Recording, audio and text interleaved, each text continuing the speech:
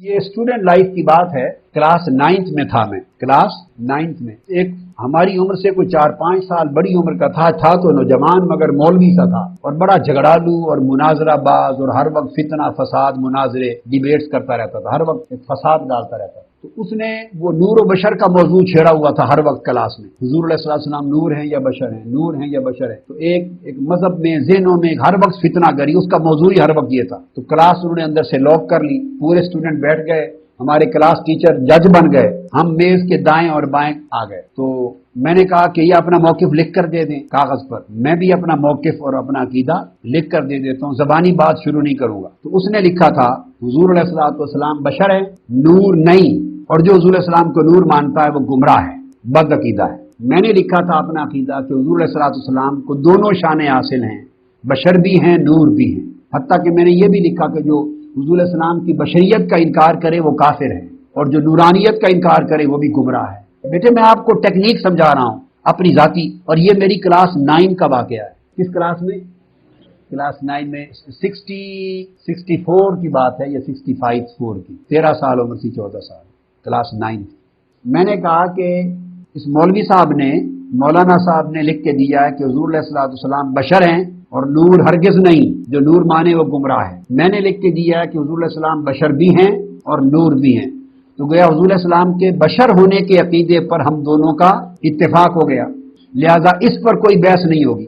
لہذا اس کو کوئی حدیث اور کوئی آیت اور دلیل حضور علیہ السلام کے بشر ہونے پر پیش کرنے کی ضرورت نہیں ہے. یہ صرف یہ ثابت کرے گا کہ نور نہیں ہے. اس نے لکھا ہے کہ نور نہیں ہے، جو نور مانے وہ گمراہ ہے. اب یہ قرآن سے اور حدیث سے صرف یہ دلائل لائے گا کہ نور نہیں ہے. یہ کوئی دلیل بشریت کی نہیں لا سکتا. بشریت تو میں مان رہا ہوں. وہ کھڑا ہوا، اس نے پہلی آیت پڑھی، کل انما انا بشر مثلکم. میں کھڑا ہو گیا، میں نے کہا یہ تو حضور کی بشریت کی آیت پڑھ رہا ہے، یہ تو بحث ہی نہیں. اس نے بٹھا دیا اور نور کی پڑھ. اس نے ایک اور آیت پڑھی بشر کی، اس کو 10-12 جو یاد تھی بشر کی وہ پڑھ دی. میں نے کہا یہ ساری آؤٹ آف کوسچن ہے. وہ اس کے ٹیچر نے ساری رد کر دی. میں نے کہا یہ نور پر لائے دلیل کہ نور نہیں ہے. پھر اس نے حدیثیں پڑھی، حدیثیں بھی بشر کی تھی. میں نے کہا بشر کا تو انکار ہی کوئی نہیں کرتا. This subject is not in question, اس کا تو انکار کوئی نہیں کرتا. لہذا یہ حدیث پیش کرے جس میں یہ درج ہو، صحابی کسی نے کہا ہو کہ حضور علیہ السلام نور نہیں ہے، اور قرآن کی آیت پیش کرے جس میں یہ بیان ہو کہ حضور نور نہیں ہے، یہ پیش کرے. تو ٹیچر نے کہا پیش کرو. اس نے کہا یہ کہاں سے ملے، یہ تو ہے ہی نہیں. میں نے کہا شکست کا اعلان کر دو، اگر ہے ہی نہیں تو ختم ہوگی بات.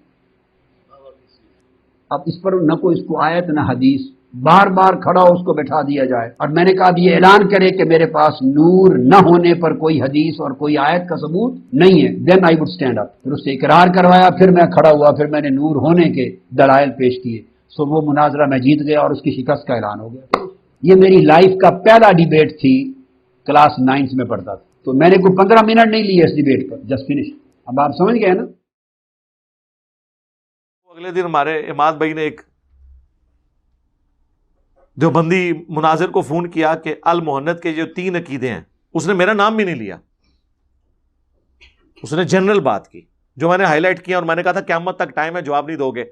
50 منٹ 2 گھنٹے مجھے گالیاں نکالنے میں دیتے ہیں. وہ 3 عقیدوں کا جواب نہیں دیتے. ان کو پتا ہے کہ یہ 3 عقیدوں کا جواب کوئی نہیں ہے، ورنہ تو دیوبندی عوام ہی خود ان کو لیتر مارے گی کہ یہ کون سے عقیدے ہیں.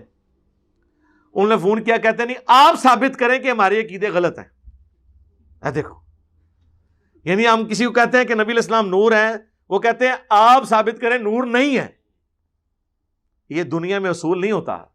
اصول یہ ہوتا ہے کہ جس کا دعویٰ ہوتا ہے نا، دلیل اس نے دینی ہوتی ہے. اور جو چیز اپنی اصل میں ہوتی ہے نا، اس کو دلیل دینے کی ضرورت نہیں پڑتی. مثلا یہ چیز اصل میں ہے کہ پسینے میں سے بدبو آتی ہے. اب کوئی شخص یہ کلیم کرتا ہے نا نبی علیہ السلام کے پسینے سے خوشبو آتی تھی، یعنی یہ اگر میں کلیم کرتا ہوں کہ نبی علیہ السلام کے پسینے میں سے خوشبو آتی ہے، اور مجھے کوئی اعتراض کرے کہ پسینے میں سے بدبو آتی ہے، تو میں اسے یہ کہنا شروع کر دوں کہ تم یہ ثابت کرو کہ نبی علیہ السلام کے جو ہے پسینے سے بدبو آتی تھی. وہ کہے گا یار یہ مجھے کیوں ثابت کرنے کی ضرورت ہے، یہ نیچرل ہے. دعویٰ تم نے کی ہے، روٹین سے ہٹ کے دعویٰ کس کا ہے؟ میرا. تو میں اسے کہوں گا کہ ہاں بخاری مسلم میں ہے کہ نبی علیہ السلام کے پسینے سے خوشبو آتی تھی. اسی طرح یہ آپ سے پوچھتے ہیں جی حضور کا سایہ، آپ ثابت کریں کہ سایہ تھا. نہ، قرآن میں واضح آیا ہے کہ ہر چیز کا سایہ ہے. اور سایہ بھی اللہ کو سجدہ کرتا ہے. سایہ نہ ہونا یہ روٹین سے ہٹ کے بات ہے, ثابت تو نے کرنا ہے. سمجھ آئی آپ کو؟ المؤنث آپ لوگوں نے لکھ کے کہا کہ یہ ہمارے عقائد ہیں دیوبندیوں کے, ہمیں کہہ رہے ہیں آپ ثابت کریں کہ یہ قائد غلط ہے. او مامو پارٹی کلیم تسی کیتے نے قائد, مامو پارٹی جو کلیم کر رہا ہے وہ بتائے گا نا. جب تم لکھ رہے ہو کہ ہمارے علماء دیوبند رضی اللہ عنہم ہیں تو ثابت تم کرو گے نا. تم لکھ رہے ہو کہ ہم بزرگوں کی قبروں اور سینوں سے فیض لینے کے قائل ہیں تو قائل تو تم ہو نا, ثابت تو تم کرو گے. ہم نبی علیہ السلام کی قبر مبارک میں زندگی کو دنیا کی سی مانتے ہیں تو ثابت تو تم کرو گے نا. اور ہم نبی علیہ السلام کی قبر مبارک کو اللہ کے عرش کرسی سے افضل مانتے ہیں. اور مامیوں کلیم تو تسی کیتے ہیں, ہم تو تھک چکے ہیں کہ یہ کہاں لکھا ہوا ہے. کلیم آپ نے کیا ہے, یہ کہتے ہیں بتائیں کہاں لکھا ہوا ہے کہ یہ غلط ہے. ایک چیز لکھی نہیں ہوئی اور میں غلط کی تو ثابت کرا. سمجھ آئی آپ کو؟ اور یہ وہ کہانی ہے جس کے اوپر ان کی ساری چیزیں چل رہی تھی, کیونکہ آپ نے کبھی اپنی عقل استعمال نہیں کی. ڈاکٹر طاہر القادری صاحب کا نا ایک مناظرہ پڑا ہوا ہے یوٹیوب کے اوپر, انہوں نے اپنی رداعت سنائی ہے بڑے فخری اپنے اسٹوڈنٹ کو کہ میں آپ کو طریقہ بتاتا ہوں کہانی پان دا. کہ میں 9ویں کلاس میں تھا تو ہماری کلاس کے اندر ایک تھا نجدی, اور وہ نور بشر کی بحثیں چھیڑ کر بیٹھ جاتا تھا. ایک دن ہمارے ٹیچر کو غصہ آیا, اس نے ساروں کو نکال کے کنڈی لگا لی اور کہا کہ آپس میں آپ لوگ اب مناظرہ کرو. تو میں نے اسے کہا کہ تم اپنا دعویٰ لکھو, میں بھی اپنا دعویٰ لکھتا ہوں. کاش اس نے میرے لیکچرز دیکھے ہوتے. اس نے لکھا کہ نبی علیہ السلام بشر تھے, نور نہیں تھے. ویسے تو نور ہدایت تو ہم بھی مانتے ہیں.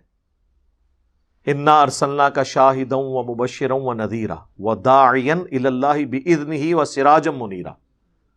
نور ہے, نور ہدایت, جو دلائل النبوہ میں مسند احمد میں ہے کہ میری پیدائش کے وقت میری ماں نے خواب دیکھا کہ ان کے لیے ایک نور ظاہر ہوا جس سے شام کے محلات بھی روشن ہو گئے. یعنی آپ کی دین کی دعوت شام تک بھی, رومن امپائر تک بھی پہنچنی تھی.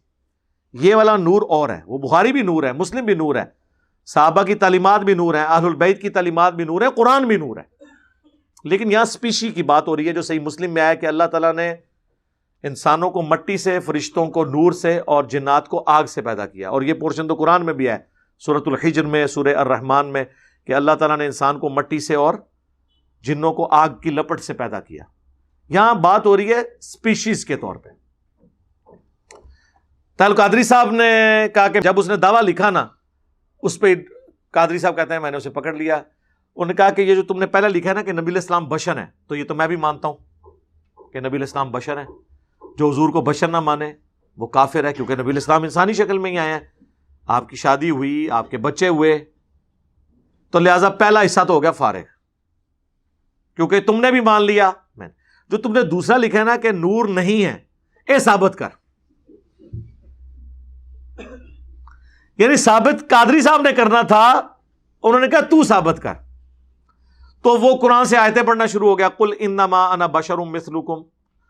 تو قادری صاحب کہتے ہیں میں نے اسے کہا کہ یہ تو میری دلیل ہے کہ نبی انسان ہونے میں تو بشر ہو, تو میں نے تو پہلے ہی کہہ دیا میں حضور کو بشر مانتا ہوں. تم قرآن سے آیت پڑھو کہ نبی علیہ السلام نور نہیں ہے, تو قیامت تک ٹائم ہی پڑھتا رہے. تو کہتے ہیں جناب میں مناظرہ جیت گیا. ظاہر ہے جی اس طرح کے مناظرے تے پھر جیتو گئی جدو تسی اصول ہی بدل دو گے. بھی دعویٰ تو آپ کہنا, آپ لے کے آئے نا, جو روٹین سے ہٹ کے بات کر رہے ہیں نا, دعویٰ جس کا ہے وہ دلیل پیش کرے نا. یا تو آپ بتائیں نا ڈوئل نیچر بھی ہوتی ہے, یہ ہو سکتا ہے جیسے فرشتہ انسانی شکل میں آ کے حدیث جبریل میں موجود ہے, اس میں آپ کہہ سکتے ہیں. لیکن ادھر بھی کوئی یہ نہیں کہتا کہ حضرت جبرائیل جو ہے انسان بن کے ہے, کہا جاتا ہے انسانی شکل میں آئے, اور وہ بھی ایکسٹرا آرڈنری ان کی لک تھی, اجلے کپڑے, نہ ان پہ آثار تھے کسی سفر کے, اور جا کے حضور کے گھٹنوں سے گھٹنے ملا کے بیٹھ گئے. تو یہ ایک الگ چیز ہے, انسان بن کر نہیں آئے تھے. لیکن نبی علیہ السلام کو تو اللہ تعالیٰ نے یہاں تک سورہ بنی اسرائیل میں فرمایا اگر زمین پر فرشتے آباد ہوتے تو ہم فرشتوں میں پیغمبر بھیجتے. سورہ انبیاء میں آیا کہ ہم نے کوئی پیغمبر ایسا نہیں پیدا کیا کہ جو کھانے پینے کا محتاج نہ ہو, اور نہ ایسا اس کا جسم بنایا تھا کہ وہ ہمیشہ زندگی گزارے, موت تو اس کو آنی تھی. سورہ فرقان میں آیا، کافر کہتے ہیں کہ یہ نبی جو ہے بازاروں میں چلتا ہے عام انسانوں کی طرح. اللہ نے فرمایا کہ بھئی انسان ہی ہوتے ہیں تو اسی طرح ہی ہوگا. اگر ہم کوئی فرشتہ پیغمبر بنا دیتے تو پھر یہ کسی اور وام میں مبتلا ہو جاتے. پھر انہوں نے کہنا تھا کہ اب فرشتہ بنایا تو فرشتہ ہمارے لیے آئیڈیل کیسے ہو سکتا ہے؟ فرشتے کو کیا پتا کہ انسان کو کس تکلیف سے گزرنا پڑتا ہے؟ یہ بھی تو پھر بہانہ بن جانا تھا نا. دل بے ایمان تھے اجتا ٹھیر.